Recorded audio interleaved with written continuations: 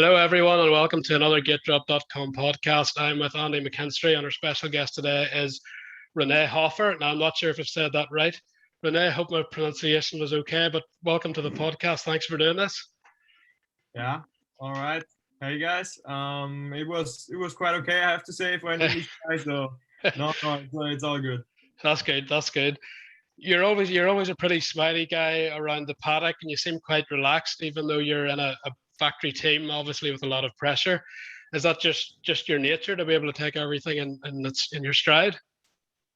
Well, a lot of people are saying that, but I don't know. I don't really know where it comes from. I just feel when I'm like at the racetrack or at the races, I always seem to smile a lot. Um, that's not all of the time the case, but yeah, of course I try to make it fun.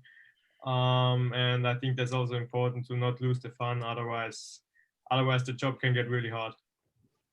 Yeah, obviously you just enjoy the lifestyle of a factory motocross rider. Let's go back to the start, Rene, if we can. You're from Austria. That's not necessarily known for a lot of motocross stars coming out of there. So how did you get involved in the sport and able to get to this level? Yeah, so basically my dad always had a passion for motorbikes, and he was racing himself only at an amateur level, but yeah, still he was really enjoying that whole motocross lifestyle and just riding bikes. So yeah, with the age of 3 I got my first bike from my dad, and that's kind of how it started. Yeah, as you said, motocross is not a big sport in Austria, that's for sure. Yeah, the problem is at one hand the infrastructure, so we don't have a lot of tracks. Actually, yeah, I can probably count it on one hand, so that's not a lot. Even though we have KTM there, but still motocross is a really rare thing in Austria. The problem is also that there's yeah, no big help from the federation either, and there's also no will from the country to grow some big motocross stars. So basically, you have to make it, yeah, completely on your own, let's say. And who did you look up to growing up, and did they inspire you to try and become professional?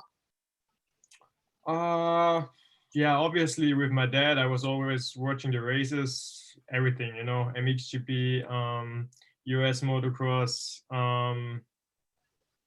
Actually, I always cheered for the KTM guys.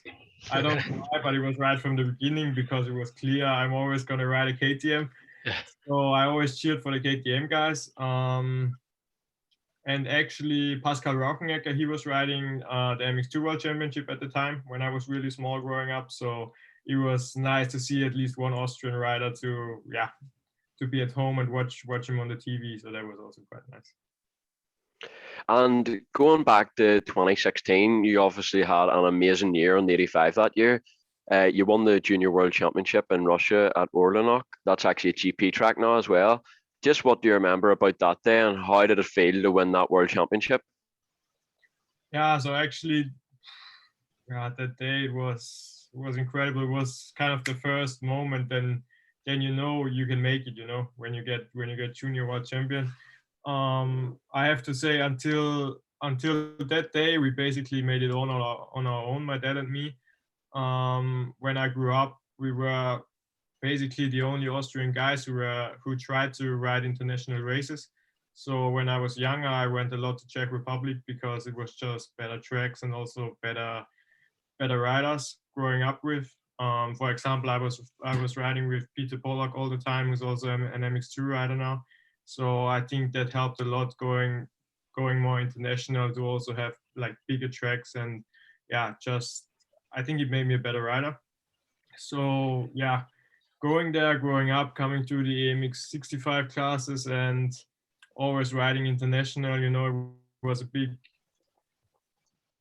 yeah, also for my family, it was some big sacrifice. We were traveling with the motorhome all the time through all Europe. So to get that world championship was, yeah, all the struggle was gone in one moment. It was really nice to see.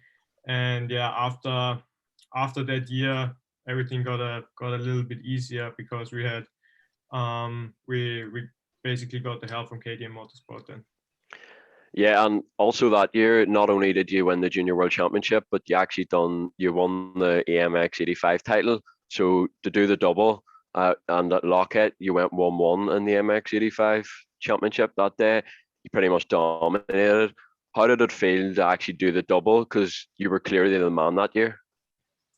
Yeah, actually, I knew right from the beginning of the season that I'm going to be the fastest in Europe. I already showed that in the first AMX races and in the ADAC championship. So I went to Lom to look at basically as the favorite. And actually, that was the nicest day of 2016 for me, because it was close to my home. There were also a lot of family there. So to do that and get my first big title there was pretty amazing. And yeah, then we went to Russia. It was a long trip, to be honest, with the 85cc. The track was actually a little bit longer than it is now. So they cut for the GP. They cut a little bit part of the racetrack. But there was one Japanese guy, Yoshimura, who's riding the US Nationals now. He was also quite fast. But yeah, somehow I made it to get that world title. And of course, that season was a dream, and it opened many doors for sure. Yeah, and in 2017, then you obviously made the jump up to the 125 to race the AMX 125 Championship. Before we jump into that year, I would just like to get your thoughts on, the system that In Front Motor Racing uses, the pyramid system. I think it's great in terms of young rider development. And how did you find, racing with the MXGP riders in the same weekend, and how did you adapt it? Yeah, so for me, they did a really good job with it. As a rider, it was really nice. 2017 for me was really nice because it was the first year on the big tracks with the GP guys. So yeah, it felt different. That whole format was kind of more professional. When you're at the 85cc and you go to the European Championship, it's actually a lot of pressure because it's only one weekend. So yeah, actually you could enjoy it more because it was a real series and more races to look up to. And no, I have to say, in front, that's, for me, that's a great system. I think in the end, you will also have better world championship riders when you have the chance to grow up with such big tracks. So I think it's a good thing for everybody. And just on that year, you obviously finished fifth as a rookie. If I remember rightly, your starts weren't the greatest that year. Were you happy with your rookie season, though, finishing fifth, and how would you reflect on that season? Yeah, I was definitely happy. So after 2016, actually, we made that German-speaking training group, which was made by KTM Motorsport, and yeah, the goal was always that one of those four guys makes it into the World Championship, which we obviously did. So that was the first part. And on that season, I was happy. I was really happy finishing fifth. Obviously, it was my rookie season, and I had actually in the beginning of the season, I had a slight injury on my finger, which bothered me the first two races. So it was kind of a tough year. It was a big learning year, that's for sure. And when you see now, I think Mikkel was really fast that year, and Paquetti and Brian Moreau, obviously. It was a high competitive class that day. So no, I think it was like I said, it was a big learning year for me. And obviously that year was good, and finishing fifth as a rookie, going into 2018, there's no denying that you were one of the favourites to win the title. How did you feel going into that season? Did you feel any of the pressure? To be fair, you don't strike me as a guy that would.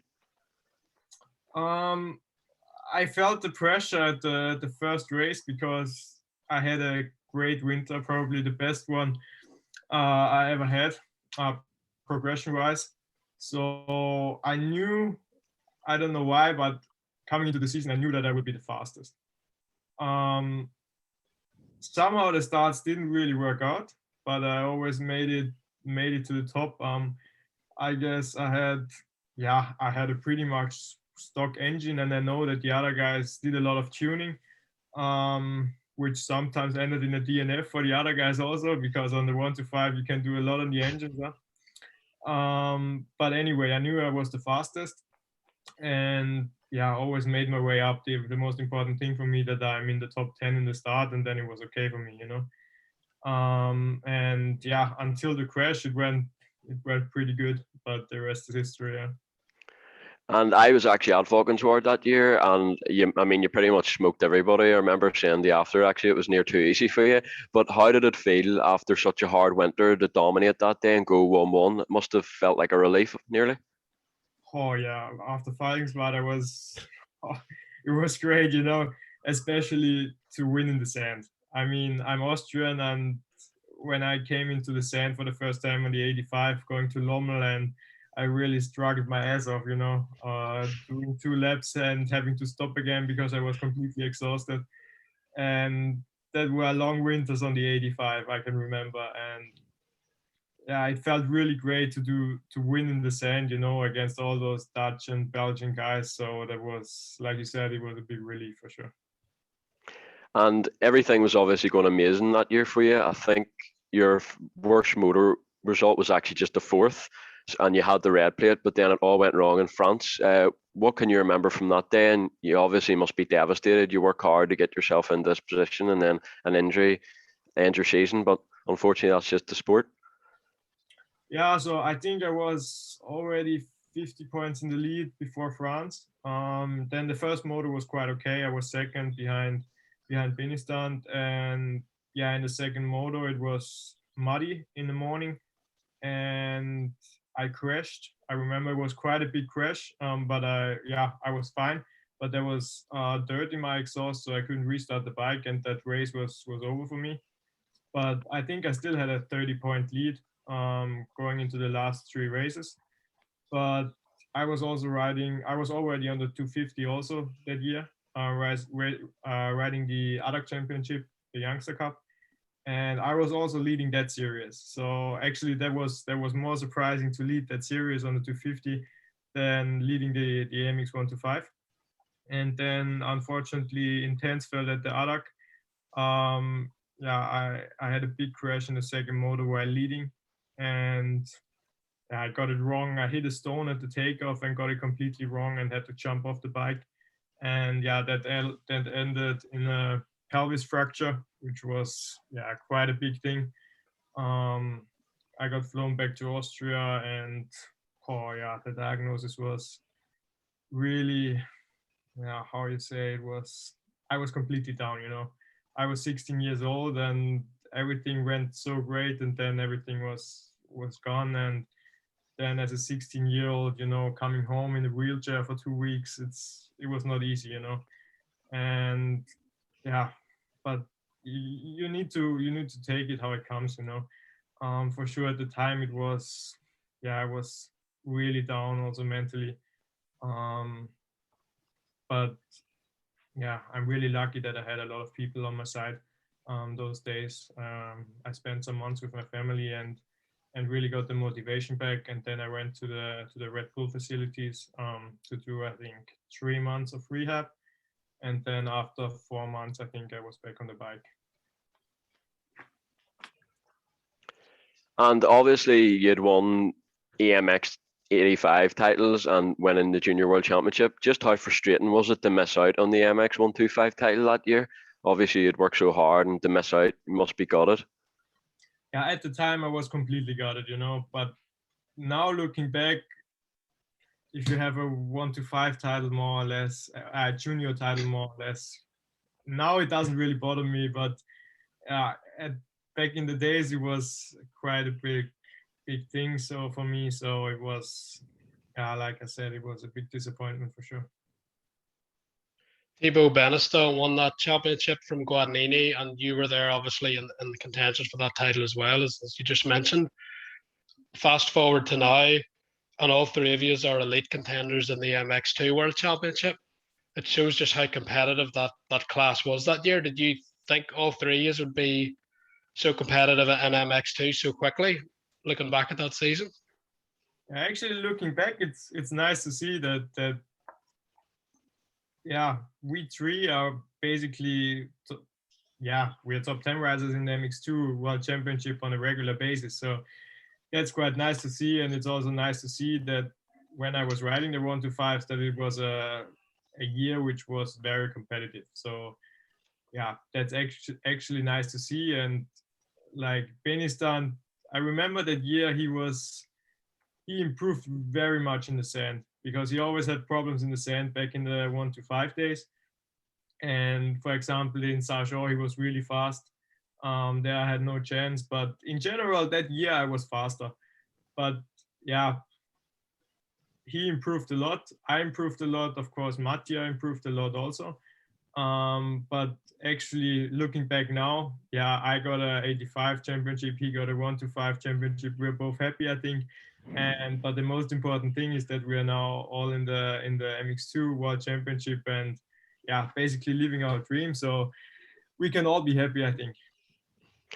And in 2019, you then made the step up to the EMX 250 series. Was that always the plan to make that step? I feel like nowadays more guys are making the jump straight up to MX2, but I'm guessing with the injury you suffered, the MX 250 championship made the most sense.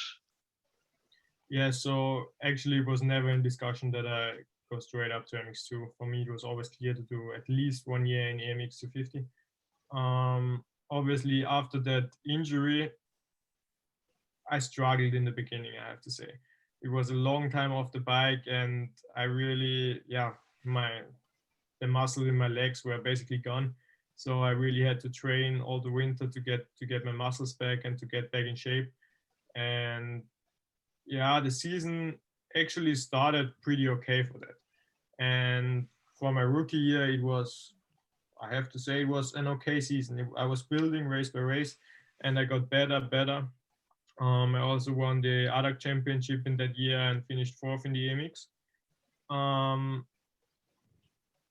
In the end, we were not happy with all the races, we have to say, but I was learning. I was not on my highest level in that year because of that injury, but I showed some good results, and I also did some MX2 wildcards where I was riding really good, and that probably also got me that factory seat in 2020. But anyway, it was another learning year, but like I said, it was never in discussion to go to MX2 directly. And that year, I believe your first podium in the MX 250 championship was at Russia, which seems to be a good track for you. Just what do you remember that day getting on the box? It must have felt great. Yeah, I knew going there that it's a bit of my track, you know. That's also a kind of track I grew up with. And yeah, of course, having I always reminded myself of that day where I got junior world champion. So I really liked track, and I got some good starts and finally made it to the podium. I have to say that year was also, when you look back to it with Juan van den Moostag and Rubini and Ferrato, it was a heavy year in AMX 250. So I think I can be happy to finish fourth overall. And yeah, those guys learned me a lot. You know, I was always pushing to go with them. At the time, I wasn't able to because I was still young and probably not fast enough to keep up with them. But yeah, like I said, I also learned a lot in that year. And then you went to MX2. Were you always going to go to MX2 the next season, or as you mentioned, those wild cards? Was it those performances that gave you the confidence and the team's confidence that you had the speed and ability to go straight to MX2? Yeah, so it was definitely a team decision. You know, we had big discussions that summer, let's say like that, and it was until the end it was not very clear what we will do, because summer 2019 they actually told me that yeah, I'm still not fast enough to go into the factory team, you know. So it was, yeah, when I heard that, it was kind of, it switched my mind a little bit, and I was riding more relaxed and also got some better results. Then we were thinking about staying in AMX 250 or moving up to MX2 in like my private surroundings. But yeah, then I was riding better and better. Maybe I was also more relaxed. But yeah, then there was Imola, and I got a 6th place, I think, in the first moto in MX2. And I also had some better results in the EMX. And then, yeah, I think it was just before the MX of Nations in Assen. Robert Jonas called me, and yeah, it was the call to go to the factory team and to get the chance to ride MX2 full factory. And yeah, that was a big day, you know. Yeah, sure. And I got the Yeah. call, I just, I didn't know what to say. I was just saying nothing for maybe 20 seconds. And then he said, "Hey, Rene, did you hear me?"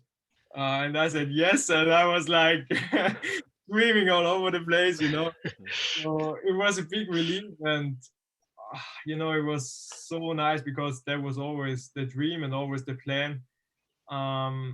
As an Austrian to come into the team. So yeah, that was a big phone call. And you're obviously under Dirk Grubel's KTM factory owning.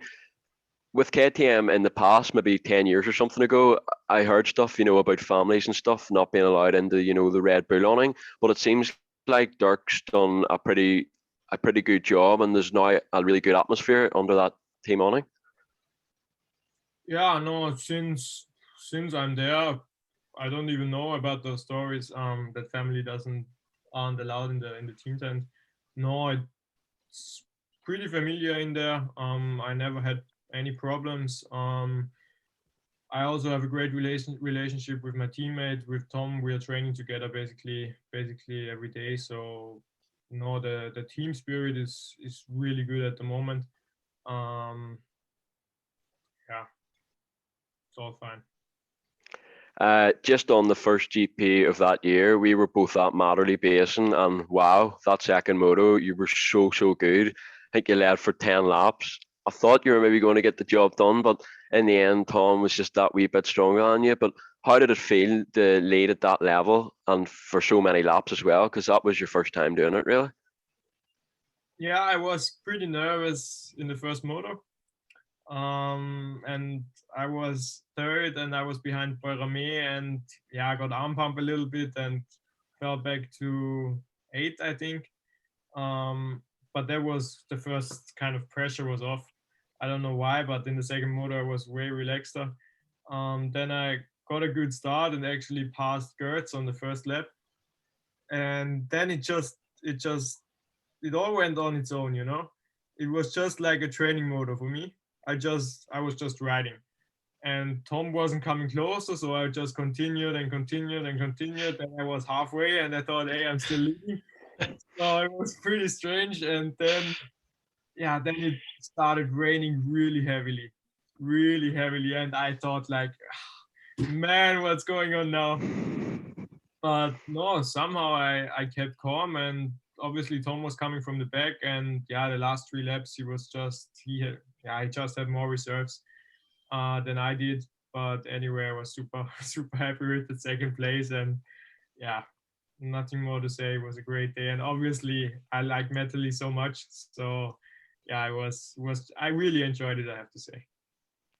And that year, even though you were a rookie, you showed really good pace at the first 4 rounds of the season. But I feel like for rookies, it's really important to stay injury free. But unfortunately, you got injured. So how did that affect you? I'm sure you were devastated, especially having a good start to your MX2 career. Yeah, definitely, it was another big blow.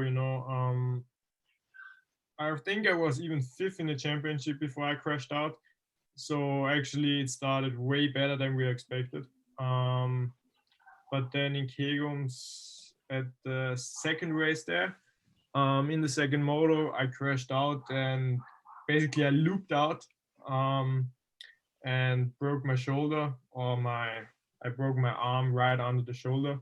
So it was another big injury. It's bigger than than maybe all of you guys think it was.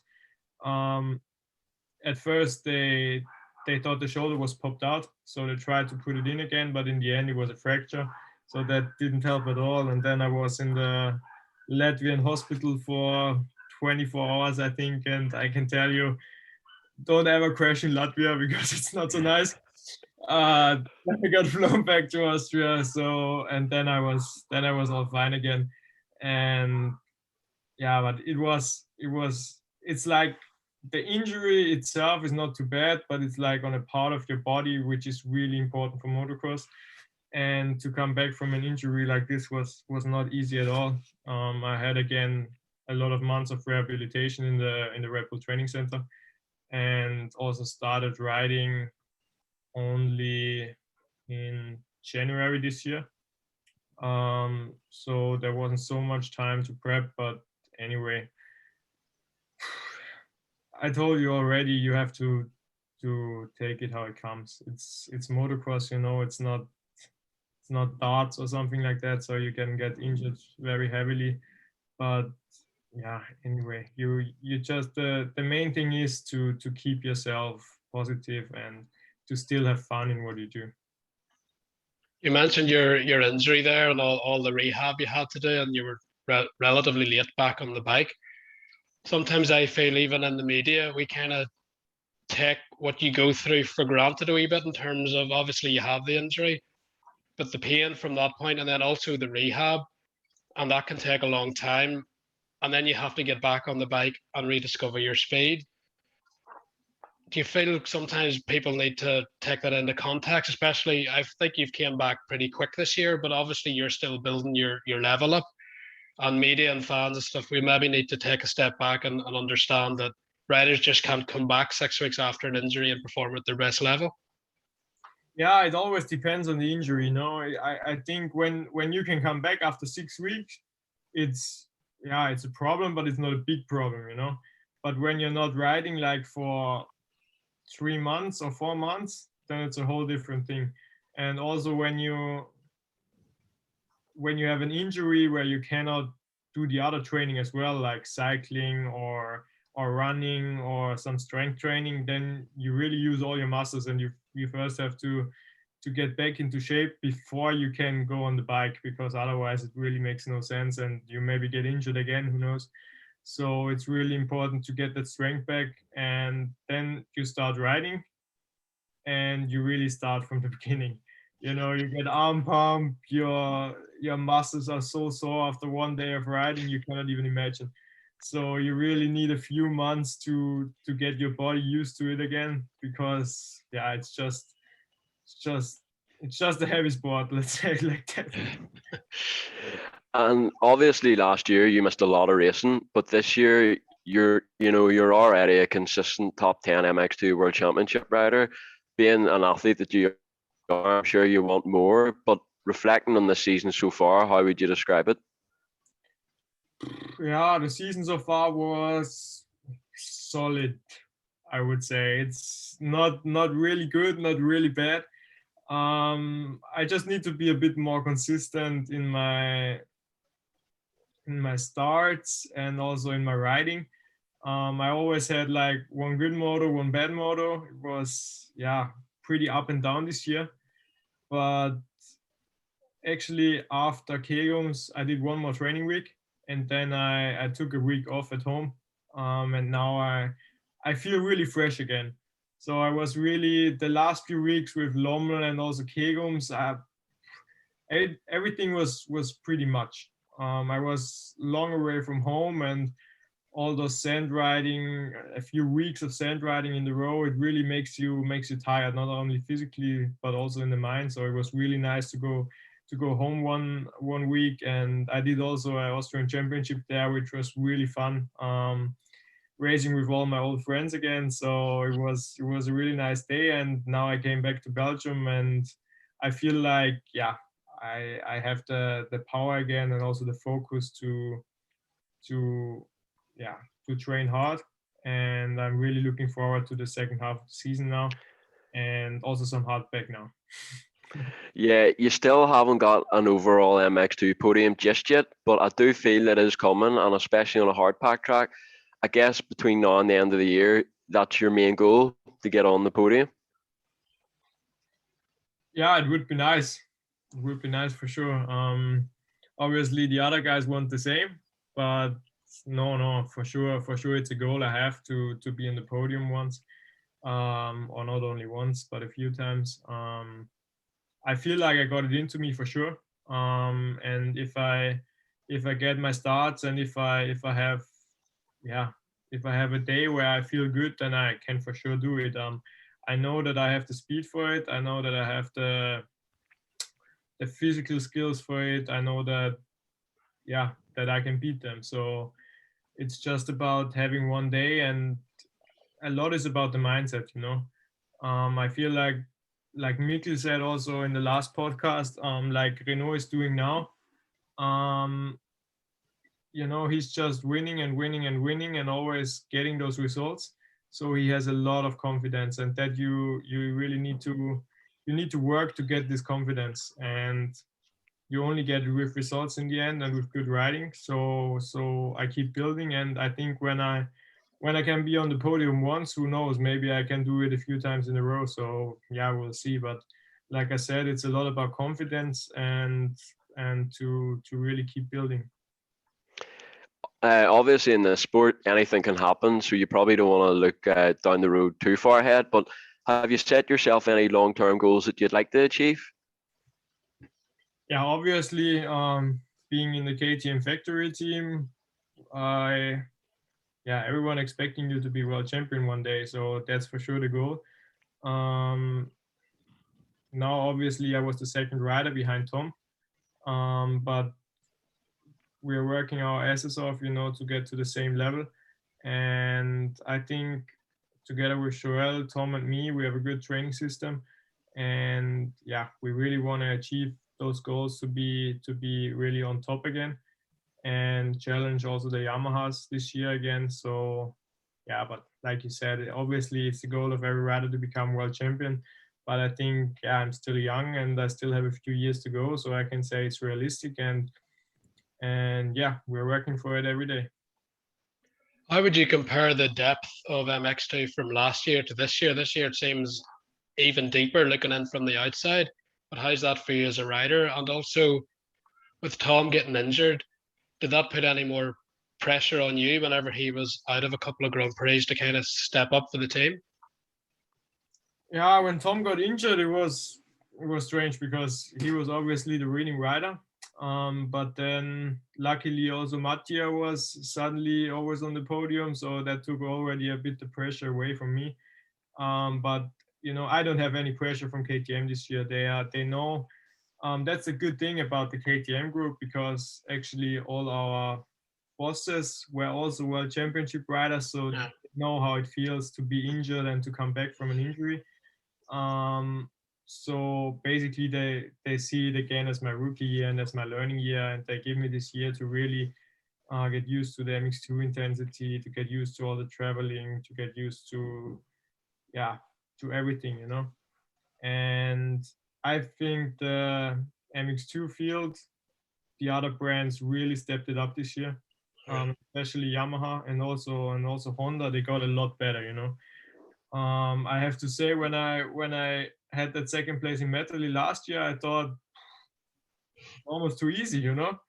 But no, this year it's a lot deeper. And when you see, like in Kegums, I think I was 1.4 seconds in qualifying, behind Jet Beaton, who had pulled that day, and I was 13 or 14 even. Yeah, I mean it's crazy, huh?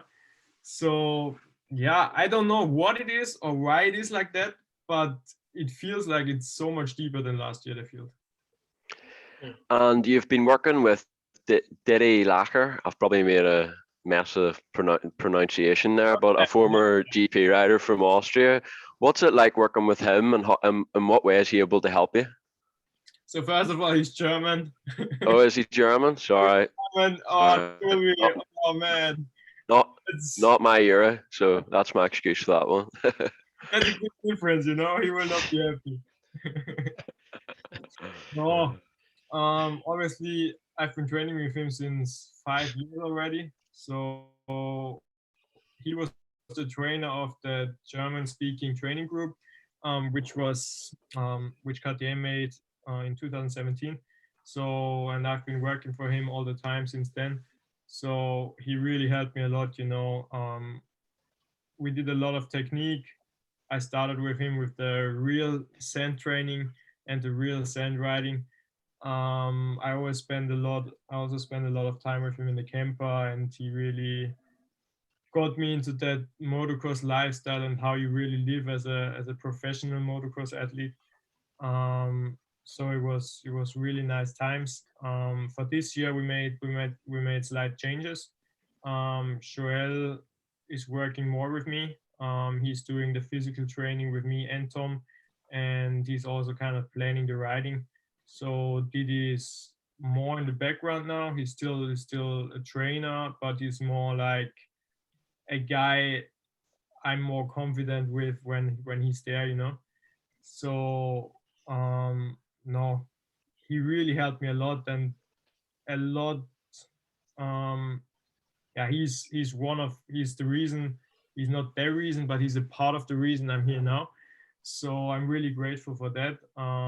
But now it's time to take the next step. I'm working more with Joel. But yeah, he's still there, and we are still enjoying all the racing together and all the time together. So yeah, it's quite nice. You mentioned Joel there and working with him. He's obviously world championship experience, but he seems a pretty good team manager, team guide for young riders. Does he help with riding techniques whenever you're riding, or like on race day or coming into the race? Is he good for your mental approach and keeping you calm with a bad result, or pumping you up if he wants you to be more aggressive and get a better result? What's it like with him? Yeah, he's a guy who has a big passion for motocross. He's thinking about motocross and thinking about training 24/7. Right. So he's always trying to find solutions to get better and better, or to make his riders better and better. And that's the thing I really appreciate. He's obviously 5-time world champion, so he must have done some things right himself in his career. And basically, with Didi, I always used to practice a lot of my technique, but now it's more to put in the hard work.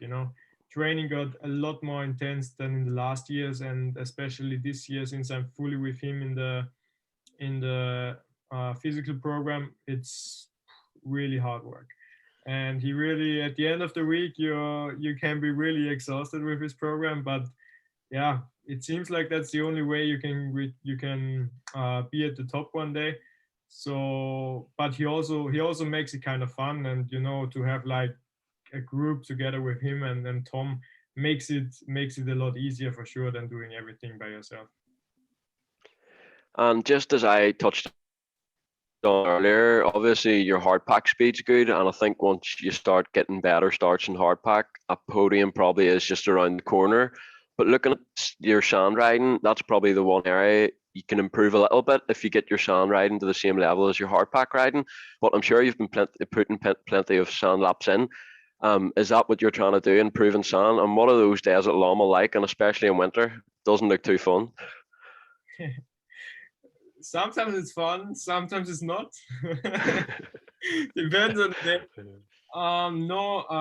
Yeah, for sure that's the goal, to be better in the sand, but it's also the goal to be better at the sand races, because that's still quite a difference. When you go to Lommen in winter, or also now, it's a lot of different from the race day. I have days where I'm the same speed like those guys, but it's still, when you go to the races, it's different. They just, when they go to a sand race, it's just like this for them. And when you are still struggling a little bit on a sand track, that can make 2 or 3 seconds a lap easy. So yeah, I can just try to put in the laps to get my technique right, to get better in the sand. But you have to ride it, and you have to spend months and months here in Belgium, even though it's not fun sometimes, but it's part of the job, definitely. And just to give everybody a bit of an update that might not necessarily know, I do believe your KTM contract is for 2022. So that must help take the pressure off, because you don't have to be stressed looking for a ride for next year. But also at the same time, I'm sure you'll want to be a factory KTM rider for longer than 2022. Yeah, definitely. So yes, I have a contract for next year. As you maybe know, that the team structure is not really set yet, but yeah, what I heard, for me, nothing's gonna change so much. So I'm quite confident that I can continue like this for next year. And obviously, I think when I show what I can do, then they are willing to working with me for a longer time. And obviously, that's also the goal for me to really establish myself in that KTM factory team, because obviously it's the also looking on the papers, I can say it's the best team in the paddock. So what they've achieved and is really something special.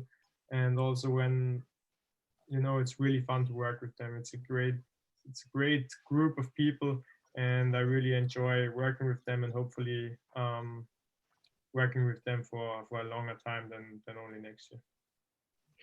Talking about that team, well, obviously the history of the team, the success with Musquin, Roxon, Hurlings, then the Prado, then the Tom Vial, and obviously you came in with a lot of speed in your first year, and Guadagnini's doing the same. It's just interesting to us because what makes that team so good? Is it the bike or is it the people? Because Husqvarna have basically the same platform, but it's the KTM's team that seem to be getting all the results on the titles. What's the difference there? That's something which is difficult to explain. We thought a lot about it, because it's not about the bikes, because they pretty much have the same material like we do. But yeah, I still think when you go there, it's everything's so set up for you. You don't have to think about other stuff than just racing and training. So everything's pretty organized, and everyone has his job to be part of the team. So yeah, I just think they do a really good job from on every person on the team does a really good job on his um, specialty. So we as a rider really don't have to think about anything else than motocross. And yeah, also when you're like on season prep in Spain, or you have the photo shoot, it's just always so nice to meet them, and it's always a good mood. So basically, we really enjoy being together at the races, and yeah, working obviously for that wins and for those titles. And I think that's some extra motivation for everybody. And does that add more pressure to you because the team's got such a history of results? Or does it take pressure off because you know you have the best team and you don't have to worry about anything except your performance and your physical preparation? Probably both sides, but for me at the moment, it's quite easy, because yeah, there's still other riders who fight for the title, and I'm still in my yeah rookie year, so there's still not so much pressure on my hands. And I also have a good relationship with uh my bosses, let's say. And they always tell me, hey, relax a little bit, and it's your first season, you have a lot of time, you're still young. And for them to understand that, it's really nice to see. And obviously that's because they raised themselves. So it's really nice to have the bosses like that. I really appreciate the fact that after you get injured, that they don't say, hey, why you're injured now, or something like that. I mean, obviously sometimes they say, because sometimes they used to say I'm not riding aggressive enough. Yeah. But then on the other hand, some people say, hey, he's injured again. So it's quite complicated. When you try to push and you injure yourself, then they say, hey, why you push so much? And it's the other way around. So yeah, you know to stay in the comfort zone for me right now is really important, because I don't need another big injury.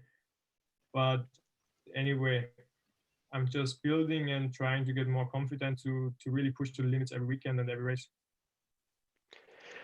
Just on the GPs, obviously since COVID has came about, a few things have been different. obviously last year there was no fans. What was it like racing with no fans and obviously the paddock being pretty empty? That must have been quite strange. And also the in front decided to have 1 day formats. Now, as a fan, if I'm there on a Saturday, I want to see the GP guys. But from a rider perspective, do you prefer the 1 day format or would you rather the 2 day format? For me, I would enjoy definitely more the 2 day format. It's not so stressful, let's say. You really don't have any time anymore to really set up your bike perfect or to try something on the suspension. You just go out and yeah, it needs to work. That's also why we go out on the test track now on Saturday to check everything, to check the levers and all the stuff, because you don't have time for that on Sunday morning anymore. So for me personally, it would make sense to ride Saturday, Sunday again.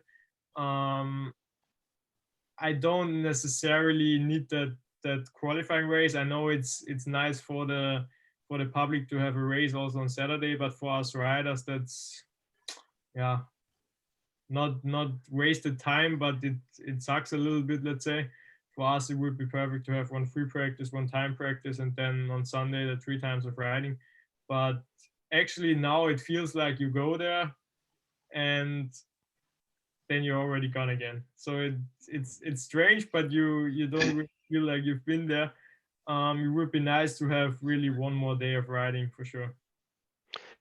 And the Motocross the Nations this year is obviously during the season. Now you have been confirmed or riding for Team Austria. Were you always 100% in for that, or did you have to maybe convince KTM to let you ride, or what way did that all work? Yeah, we had to think about it together. I will not be in the title chase for this year, so we said, hey, why not? It's a big race. It's a fun race. It's also a race where I can show what I'm capable of doing. So yeah, and it's not so far from my home. So we thought like, hey, let's give it a shot. And I really liked that race. So basically, I was always up for it. And also, I think KTM likes the decision because also for them, it's quite nice to have a factory rider there. Last question from me. Obviously, Rick Elzinga is traveling to America next weekend to race an AMA National. Now, I prefer it when GP riders just stay racing GP, so I hope you're not thinking about going to America to do a full season or anything like that. But would you consider maybe doing a one-off AMA National race if the opportunity came about? Yeah, actually, I'm not thinking about moving to the US right now. I think I have enough stuff to do over here for the moment. So yeah, we will see how it turns out. But for sure, if there is one race or two to go over there, it would be definitely something to try and something I would really, really like to do. Also to compare myself with the other guys, because yeah, it's really tough to say. Huh? When you watch them on TV, you think they are fast, but also not so fast. Who knows? So no, it would be nice to try. And when we didn't know this year when the season will start, there was I think there was a thought crossing our minds from all of us. Hey, maybe we could go there for the first 2, but then yeah, Russia obviously happened a little bit too early to do it. But no, if there's a chance one time, for sure I will try it. Would you like to see more American riders do a world championship?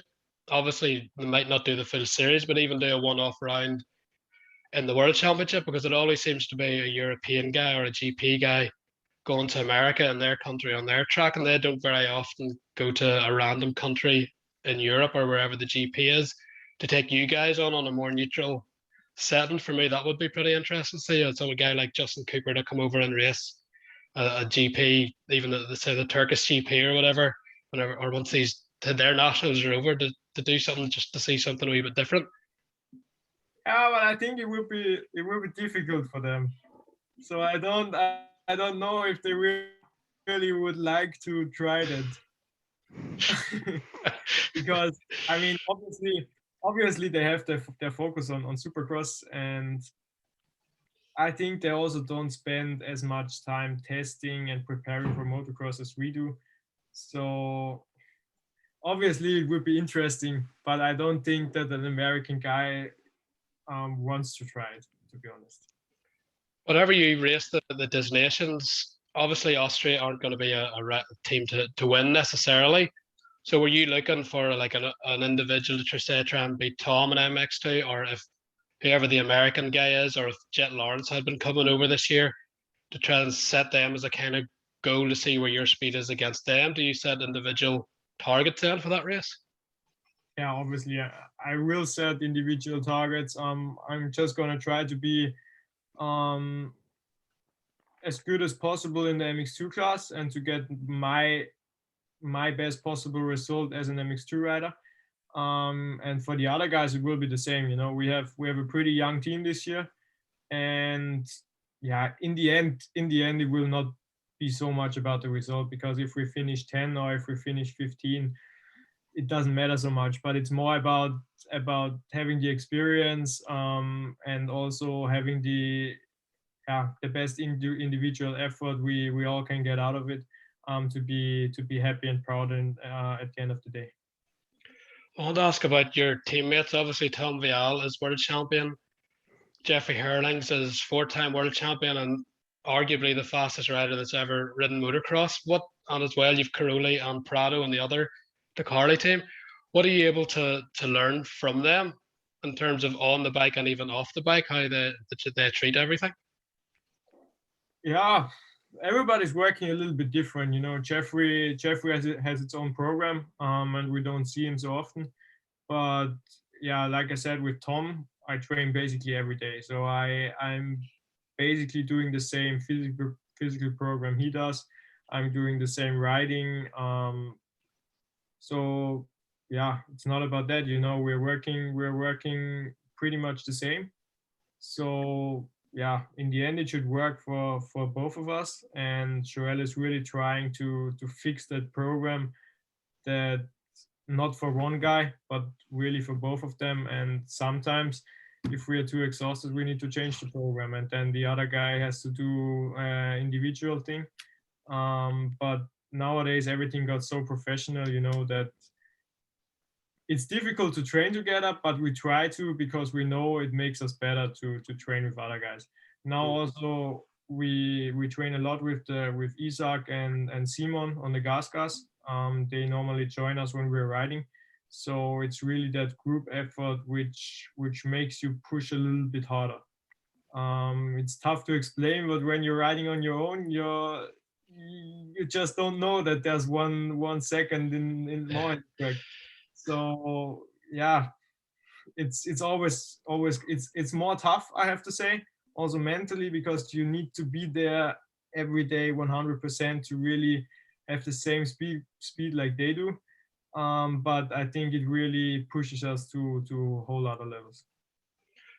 Talking about the Premier MXGP class, and especially those elite guys that are currently going for the World Championship, is there any one in particular of those riders that you look up to and aspire to copy aspects of their riding, the way Prado's so precise and calm, or just the raw speed of Jeffrey, or Caroli's consistency, or how Geyser seems to be able to up his pace and up his level every year despite winning world titles? Who kind of really impresses you out of those elite World Championship level guys? Yeah, so I mean, first I have to say that the class is really nice to watch this year, and I think it's going to be a big fight for the win this year for the championship. So I'm really excited to have the opportunity to also watch it. But yeah, from the riding perspective, obviously Prado always looks flawless. But on the other hand, to see like Jeffrey's determination is also something pretty special, I think. And you can really, you think when there's nothing in it anymore, Jeffrey still has that 1 or 2% more. So yeah, obviously every rider is different, but in case of copying, I think you really have to find your own style, and you don't have to overdo it, you know, because copying someone else can also go in the completely wrong direction. But anyway, you have to work on yourself and you have to work harder. Obviously, you can watch the other guys and learn from them, but to really copy one guy, I think that would be a mistake. And just finally, Rene, on Austria, what is Austrian motocross like, and what sort of tracks do you have over there? Are they good kind of base for a rider of your level to train on initially before coming to international events, or do you feel you need to leave there quite early to step up to the bigger, sort of more GP level tracks Belgium and Holland have? Yeah, I think you need to get out of Austria at least latest when you're 10 years old. You need to start riding in Belgium, because otherwise they will smash you in the sand when you're older. It's just like that, you know. I was lucky enough that my dad always traveled with me to Czech Republic, to Hungary, to Italy, and even if it was for 2 days of riding, we drove down to Ottopiano, 800 kilometers one way to get at least 2 days of sand riding in. So yeah, it's just different to grow up in Austria. I can imagine that some guys like Kai de Wolf, they cannot imagine traveling so much, you know, because they have everything here. So yeah, it's just different, but you need to make the decision if you want to do it professionally or not, and you need to do it when you're already really young, because otherwise time runs out, you know. And to start, because it's not only about the sand riding, it's also about building physically, because sand riding is something completely different. And even if you ride in the sand and you have an upcoming hardpack race, sand riding also helps you on hardpack. It's not the other way around, but sand riding, you will always get faster, not only in the sand. And obviously nowadays with the hardpack tracks being ripped so much, and you have the ruts everywhere, it's hard to find a training track like that on hardpack. And sometimes it's even better to go on the sand to really have some lines and some, just a bumpy track also, because in summer on hardpack it's really tough to find bumpy hardpack tracks sometimes. Brilliant. Thank you, Rene. I think everyone who's listening will find that very informative and interesting about your career. You've always been a top rider. I know we've had our eye on coming through the ranks, and to see you progressing and getting closer to the front of the World Championship is interesting for us, and I'm sure everyone else who maybe doesn't know your backstory will have enjoyed this one. So thanks very much for your time. Thanks, Andy, and I hope everyone has enjoyed that podcast with Rene Hofer. Yeah, thanks for listening, guys. See you soon. All the best. Bye-bye.